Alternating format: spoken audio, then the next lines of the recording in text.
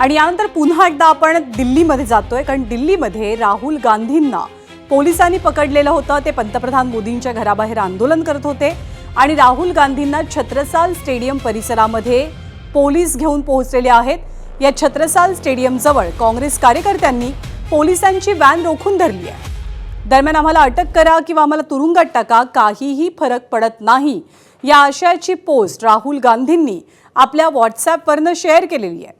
मोदींच्या सत्तेच्या ताकदीपुढे हा आमचा सत्याग्रह अधिक शक्तिशाली आहे, असं सुद्धा राहुल गांधी आपल्या पोस्टमधनं म्हणतात।